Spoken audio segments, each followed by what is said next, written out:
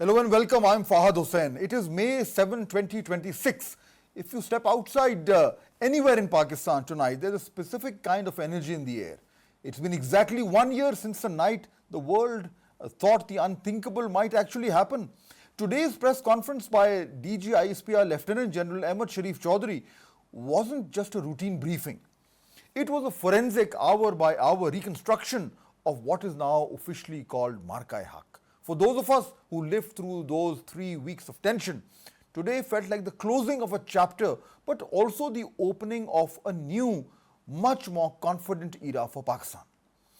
The general took us back to where the fuse was lit, April 22nd, 2025, after the Pahalgam incident. Major theme today, which was highlighted very effectively, was the focus on our indigenous military capabilities. The general was adamant that we are prepared precisely because we have invested in our own strength.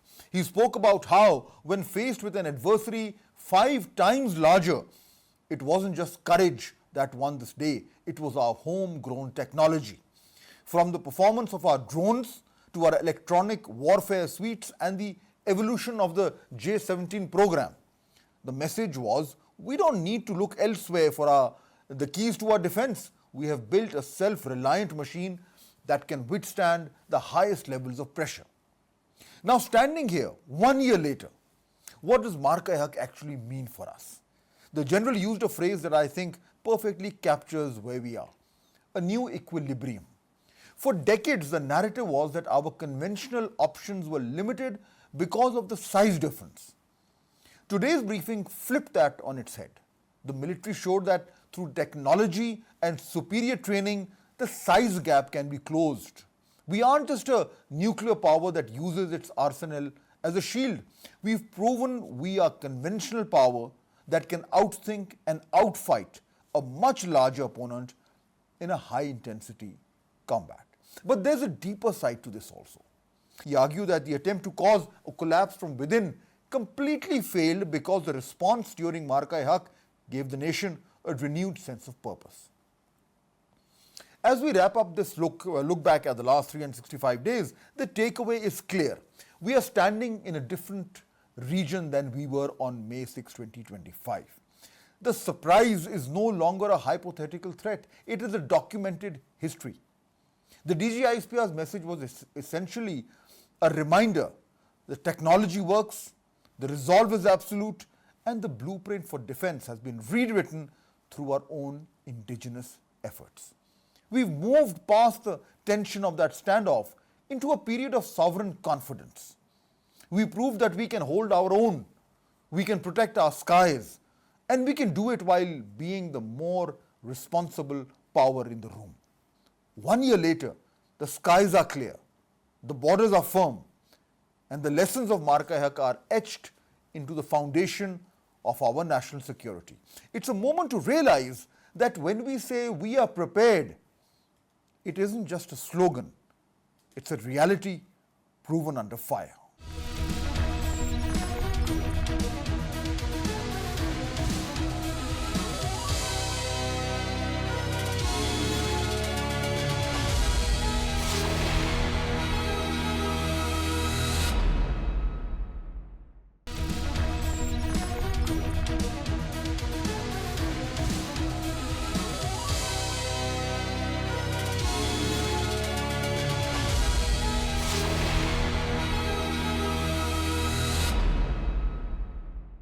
There is a major report out from American channel NBC that reveals some serious behind-the-scenes tension between Washington and Riyadh. Basically, President Trump announced this massive operation called Project Freedom to break the Iranian blockade in the Strait of Hormuz.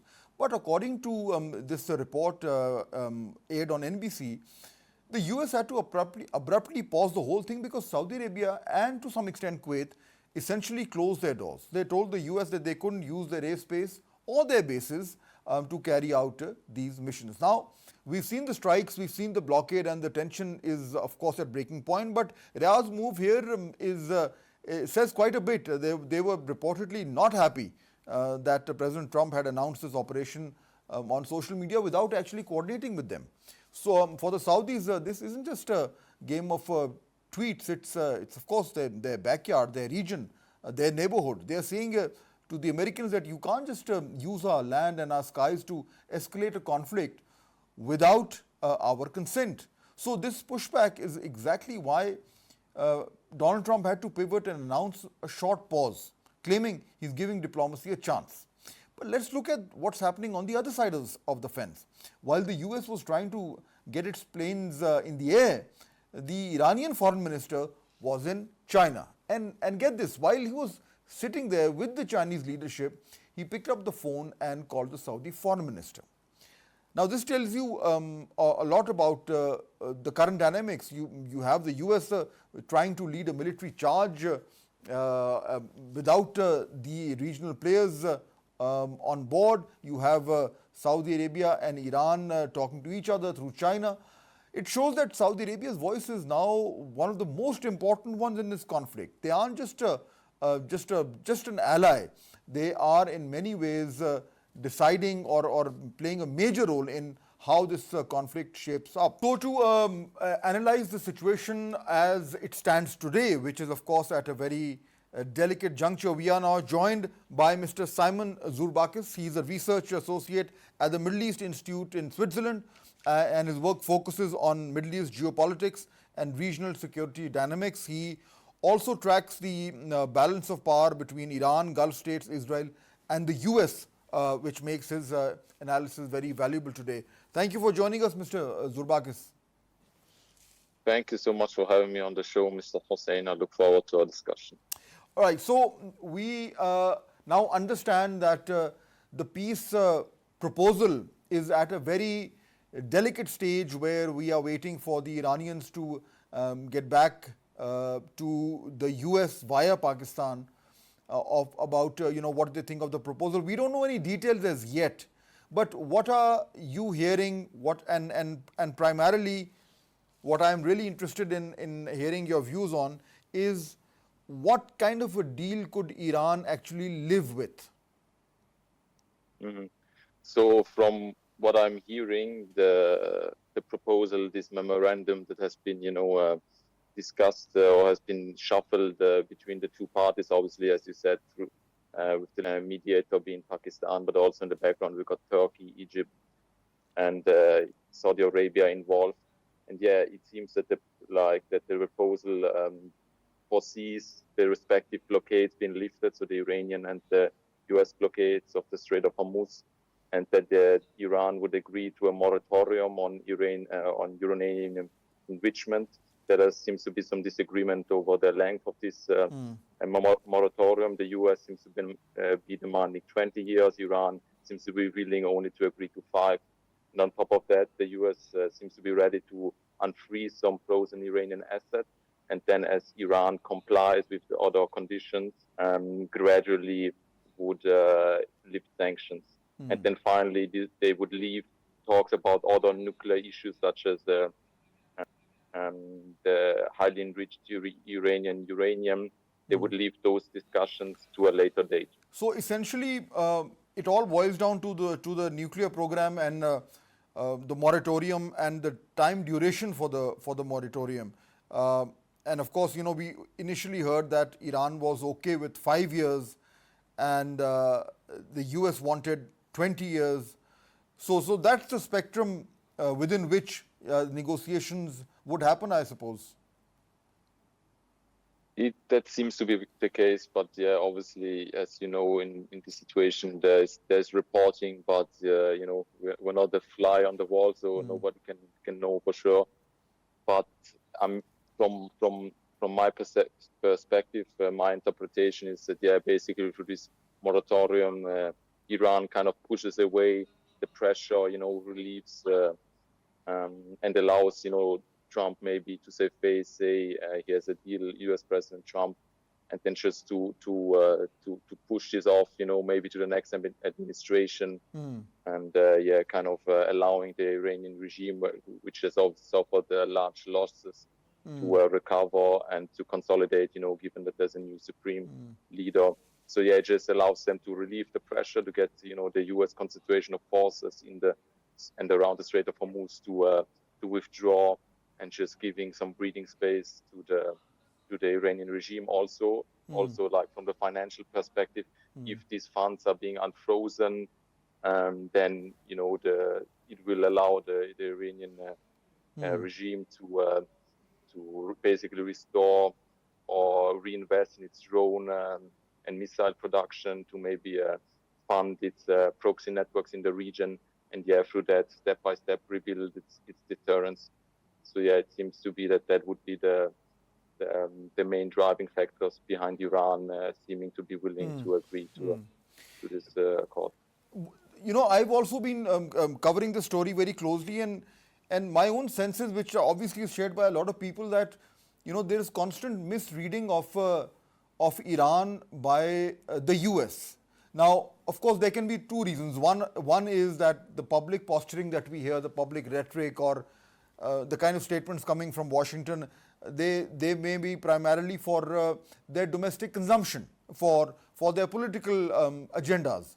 But privately, the Americans would know very well the kind of leverage that they have and the leverage that Iran has. Now, if we are to go by what Mr. Trump says, it would look like Iran has no cards at all with them.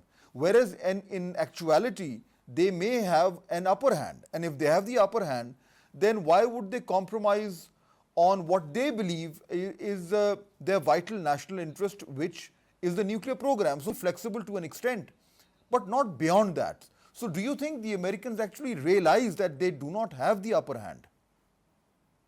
I mean, obviously, President Trump is not somebody to, let's say, be very willing or open to this kind of, to perceiving other countries, especially like non-great powers, to give them this kind of, let's say, recognition.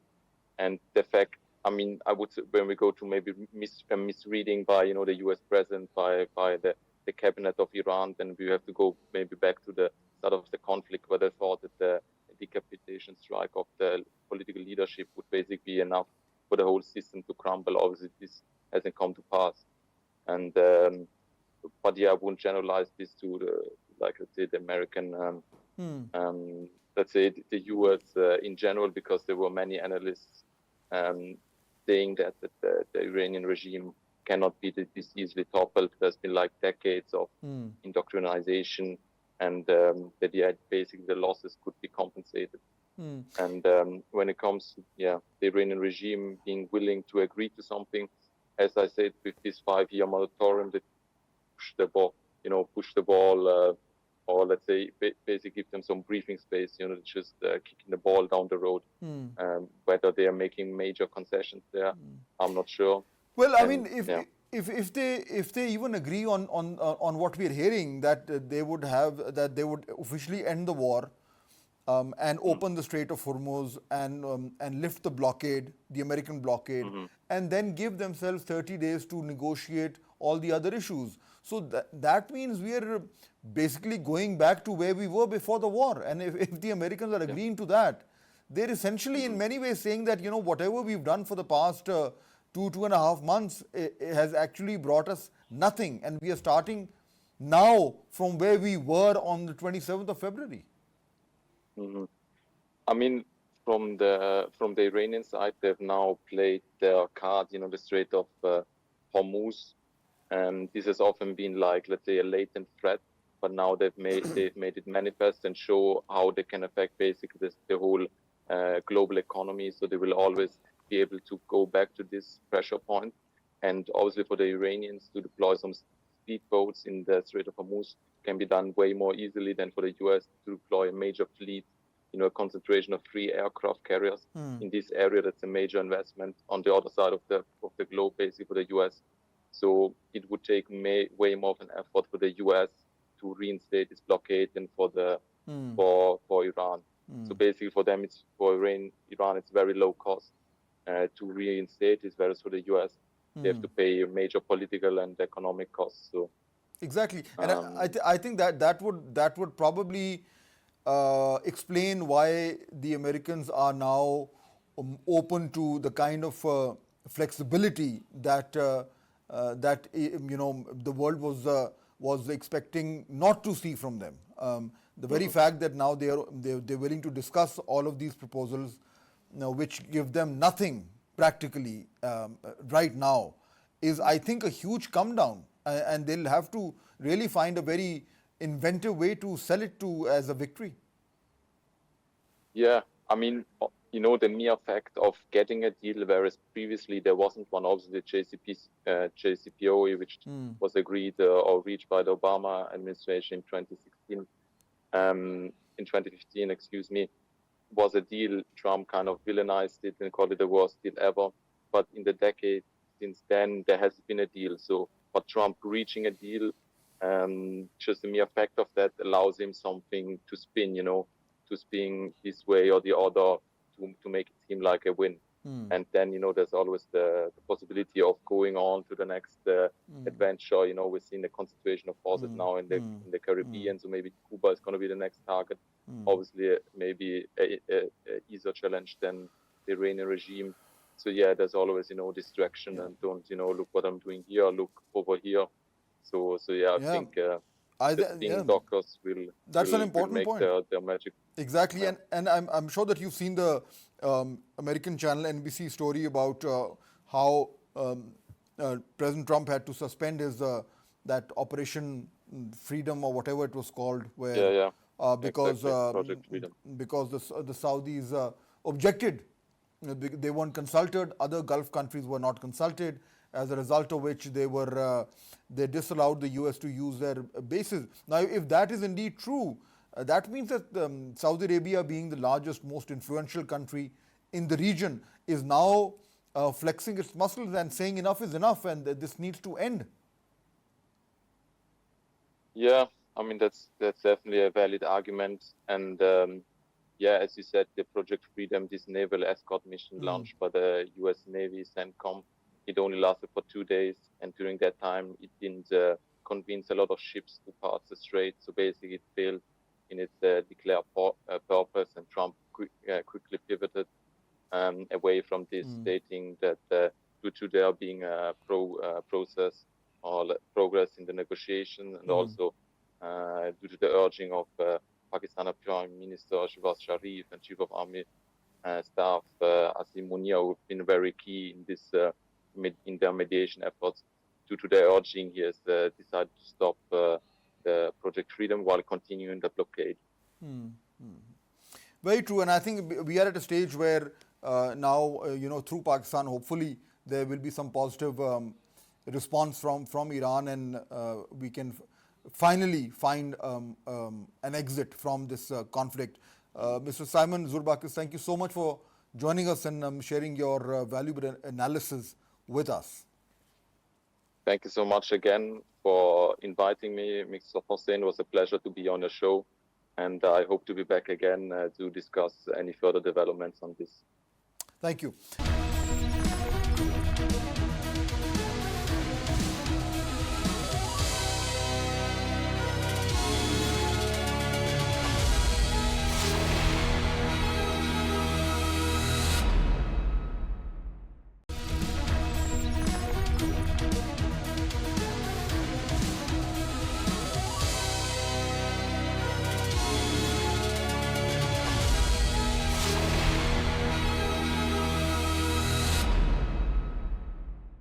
For decades, the tug of war over Iran's nuclear program has shaped one of the most intense economic standoffs in history.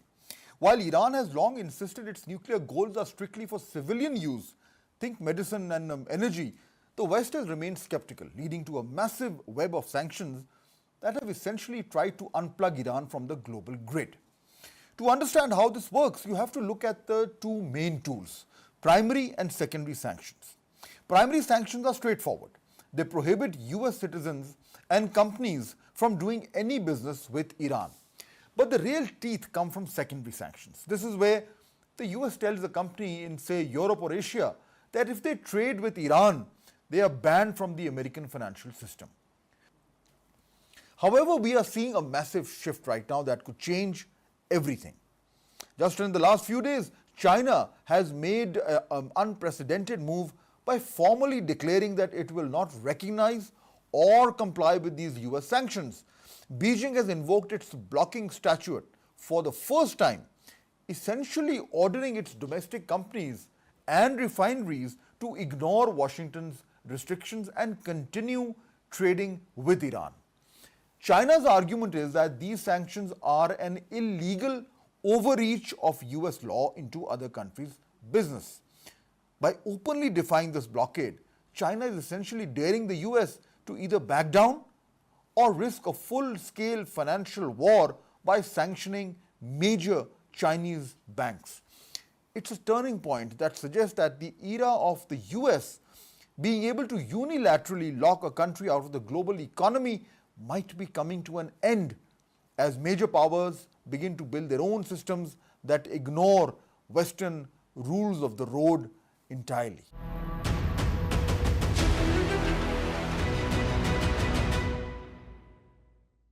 So now let's take a deeper look at what can happen with the deal between Iran and the US that we are hearing of. And of course, some of its very important aspects include the lifting of sanctions, which is the demand coming from Iran. Is that something that would be doable and possible for the Americans? Let's try and understand where this could go. I'm joined by Mr. Stephen J. Fallon. He's a geopolitical risk advisor and founder of DBM Consulting. He specializes in the intersection of finance, security, and international strategy, and his work focuses on the Middle East and West Asia. Mr. Fallon, welcome to our show. Thank you for having me. So we are, of course, hearing that there is some kind of a deal which may be in the offing. Pakistan is waiting for the Iranian response, which should be coming shortly. Iran's long-standing demand has been the lifting of sanctions, and we've seen in the JCPOA that some of those sanctions were indeed lifted. So this time around, where the war stands now and the kind of leverage that Iran has or displayed, based on that, do you think they will demand the lifting of both primary and secondary sanctions as some sort of a non-negotiable demand or deal?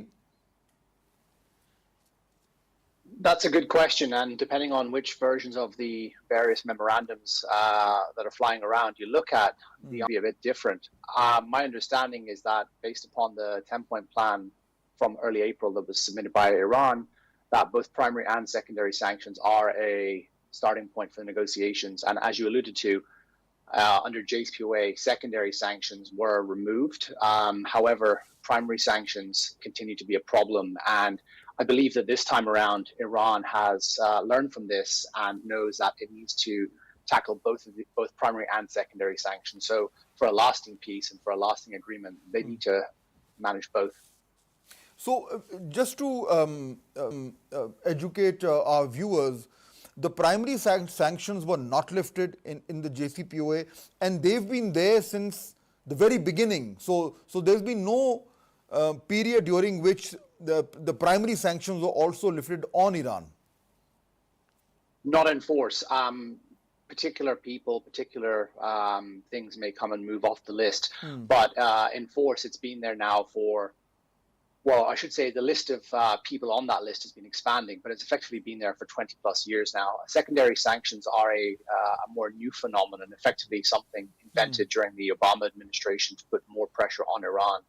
And for your viewers who are maybe not familiar with the distinction, the difference here is that primary sanctions are the rules by which anyone with a connection to the United States is prohibited from interacting with Iran. Secondary sanctions cover everyone else in the world. So, for example, this could be a rupee payment from Islamabad to somewhere in Tehran by two people who are not have any connection whatsoever with the United States, and it would still be prohibited under secondary sanctions. Whereas with primary sanctions, it's primarily with this idea of a U.S. nexus, a U.S. touch point. So for Iran, primary sanctions would be the first priority? No, I believe secondary sanctions would be the first priority because it would make life easier for interacting with the non-U.S. financial system. So, for example, China, Russia, Pakistan, other places in the Middle East. But ultimately, to get relief at any real lasting level, they do need to, also tackle primary sanctions, because otherwise the whole international financial system won't care if only secondary sanctions are removed. So from the American point of view, lifting secondary sanctions would be far more easier than primary ones? I think from a technical perspective, it's much the same. It's just that primary sanctions would be more useful in the long term. So the expectation, I would assume, from the U.S. side is that they would need Iran to concede to more, and it's a bigger thing to give. But from a technical perspective of delivering it, no, it's much the same. So as part of the negotiation and give and take, the Americans could, for example, say that, fine, if you do ABC, we are going to lift secondary sanctions and then keep the primary ones on till at a later stage you are able to comply to more of a demand. So this could be part of the negotiation. That's absolutely possible to imagine that. Again, based on the remarks by Iran, they are looking for a lasting deal, and I would be surprised if they only start with secondary sanctions, because they ultimately know that the most frustrating part of the way that JCPOA played out when it was still alive in 2016-17 and until Mr. Trump withdrew from the deal in May 2018 was that primary sanctions were a block to having meaningful re-engagement by the international system back into Iran. So perhaps there's a short delay, but they ultimately know they need to tackle this issue as well. But lifting both sanctions would be a huge win for Iran, for obvious reasons. Would it also be considered, would it be politically feasible for President Trump to actually, at this point, agree to the lifting of both primary and secondary sanctions? I'm sure there'll be the same people in parts of the US system and in the Israeli system who would object to it, but I think that they would object to anything that is beneficial to making the world a more peaceful place. So, were I able to speak to him, I would say it's worth the cost of persevering on this and lifting both primary and secondary sanctions. At the stage where we are, let's assume for a second that there is some sort of a deal that we are hearing of, and what is being reported is that both sides will agree to officially end the war. Iran will open the Straits of Hormuz. The US will lift the naval blockade, and then they will have a certain time, 30 days or however many days, to go over all the other agenda items that they need to negotiate on. And on the basis of that, for the Americans, of course, the key issue is the nuclear program. And that's where they want maximum concessions from Iran. And for Iran also, that's sort of a red line. So it'll be very difficult for them to, give too much away on their nuclear program. So the balance between flexibility on the nuclear program and the lifting of sanctions is the spectrum over which these negotiations will happen. That being the case, in your reading of where situations stand today, yes, which one of these two countries could get more concessions on this spectrum? And of course, we are talking in a relative sense.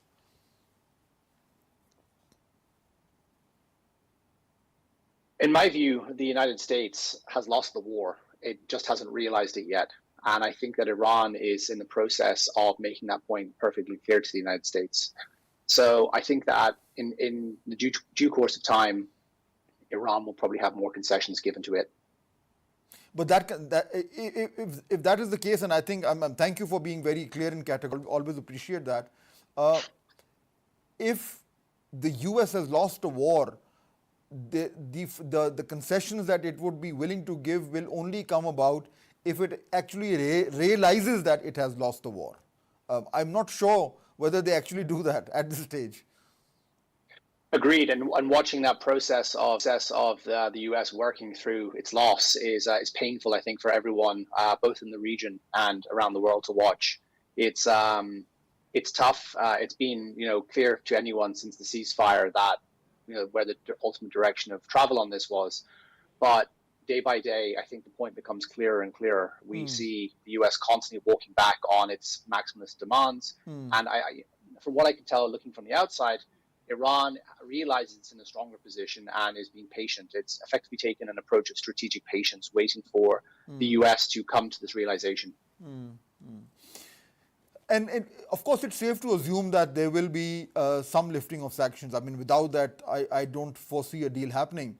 If that were to happen, how would that change? What kind of an impact would that have on Iran's economy, number one?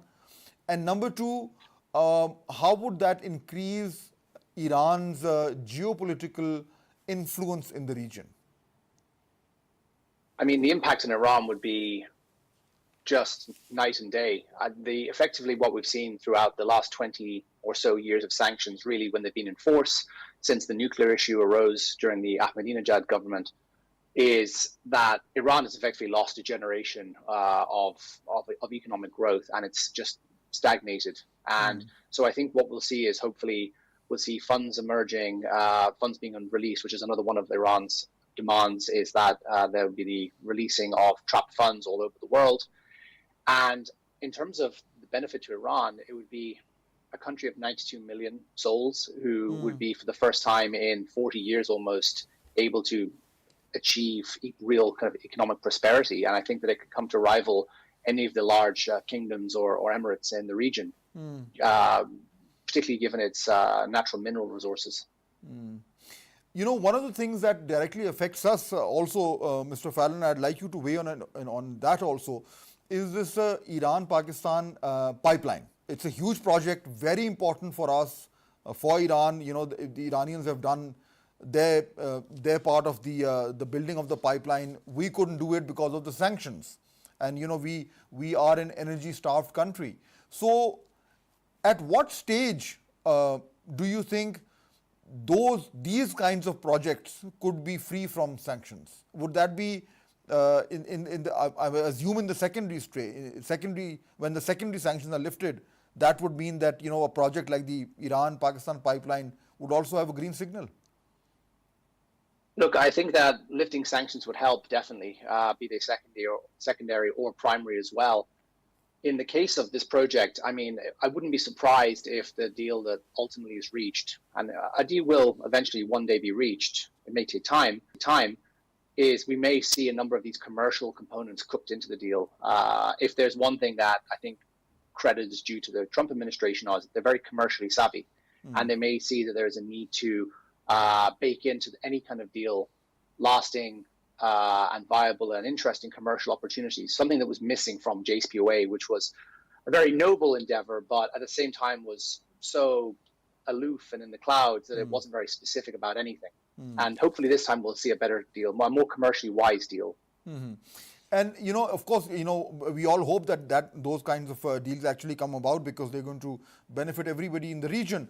So finally, you know, I want you to give us a broad overview of what the region would look like once this conflict comes to an end. And I'm talking specifically about the Gulf region. You know, their economies have been battered, their notion of security and safety has been shattered, they've fought each other. So once the dust settles and there is peace for however long it is, we don't know. But for now, what will this region look like in terms of economic integration and return to normalcy? Is that even possible? I mean, it will be definitely a new normal. I don't think it will bear much resemblance to the past 40 or 50 years. I think we almost need to go around the state by state on this exercise, Mr. Hussain. And I'll start with the UAE. The UAE has fundamentally altered course with its strategic direction. It's now deeply aligned with Israel and the US. So its future is effectively, you know, with Washington, D.C. and Tel Aviv, not really with the rest of the region. So that will be an interesting long-term position with Iran. There'll be a lot of animosity. Many of the wounds that were mutually inflicted on each other during this war will take a long time to heal, and memories will drag. I think Saudi is very interesting in this. Obviously, is the real economic engine of the region. We've seen Saudi looking to other actors, China, Russia, others, for other opportunities, and the other states in particular will try to hedge, I presume, particularly looking around at places like Qatar and Oman. They'll try to sit in both camps. Really, I think that the the war has shown that a new security guarantor for the region is needed. The US abysmally failed in preserving the GCC during this region, and that was very, very clear. I think that that's been clear to most people since the Israeli strikes on Doha last summer, that the US economic umbrella, it's porous and it's not reliable. And we'll see, I think more broadly, we'll see the US one way or another probably withdrawing to an extent from the region. Hard to know what the future looks like in this respect. One more thing I need to, since we have you with us, a lot of discussion that happens here in Islamabad, in Pakistan, is that if things work out well, ultimately, and peace does actually break out, we've played a very important role, and Pakistan also has now, in some ways, become a major part of West Asia, and also the Gulf, not just confined to South Asia. We have excellent relations with Saudi Arabia, and after this whole conflict ends, people will recognize. They've already recognized that the kind of role that Pakistan has played. We are energy starved. We have serious energy problems. We've been looking for foreign investment. Based on the kind of role that we've played, the high profile that we've acquired, the strong relationship that we've built with the US, Saudi Arabia, of course, China, all the key players. How do you think Pakistan would be able to benefit economically? What should be our focus in terms of leveraging our role for our own economic strengthening? Well, I would say that particularly as the principal mediator now, that Pakistan saw an opportunity to be relevant, and it really seized the bull by the horns, and I commend Pakistan for doing that.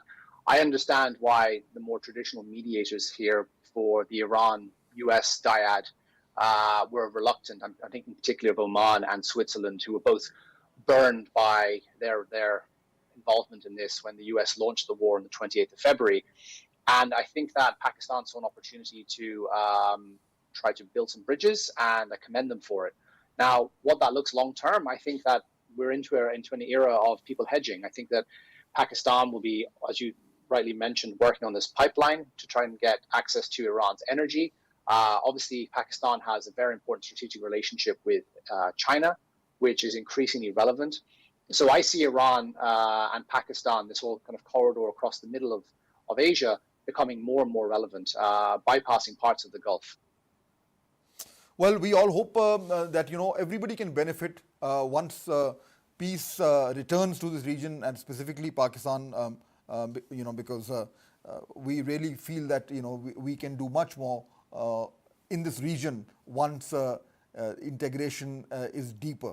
Thank you so much, Mr. Stephen J. Fallon, for joining us and sharing your valuable analysis with us.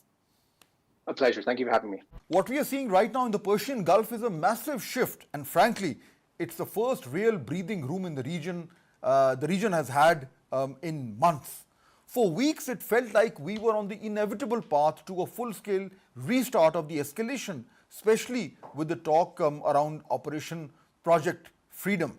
But the entire dynamic changed the moment Saudi Arabia and Kuwait stepped up and refused to let the airspace or bases be used for that operation. It essentially pulled the plug on the military momentum and forced a global pause. That decision by the kingdom didn't just stop a military mission, it reopened a massive door for diplomacy. And that is exactly where Pakistan has stepped in to lead the way. We have been working tirelessly behind the scenes to make sure this pause doesn't go waste. Because the US was forced to stop and rethink, we've been able to get everyone moving back towards the negotiating table. We aren't just passing messages, we are spearheading a framework that people are actually starting to believe in. The most promising signal we've seen just happened yesterday. You have the Iranian foreign minister sitting in Beijing, and from there he picks up the phone to call the Saudi foreign minister. That is a huge statement. It tells you that there is now a serious multilateral coalition that is exhausted by the bombing and the blockades and is finally ready for a way out. It shows that Iran and Saudi Arabia are finding common ground on regional stability, and they are looking to us to bridge the final gap with the Americans. Right now, we are in a critical waiting period. Iran is reviewing the latest proposals and is expected to share their formal response with us shortly. Once we have that, we will be taking it straight to the US. There are already strong signals coming out of Washington that a deal is closer than it has ever been. They realize that without the cooperation of regional partners like Saudi Arabia, a military-first approach is what we call a dead end. All of the hard work we've put in, the ceasefires we have negotiated, the 15-point plans, the endless hours of shuttle diplomacy, it all seems to be converging. We managed to turn a moment of potential disaster into a moment of genuine hope. With the Saudis providing that vital strategic support and Pakistan leading the diplomatic charge, we are finally seeing the end of the bombing and a real path to peace. It's a joint effort that proves when the region stands together, we can actually dictate our own future.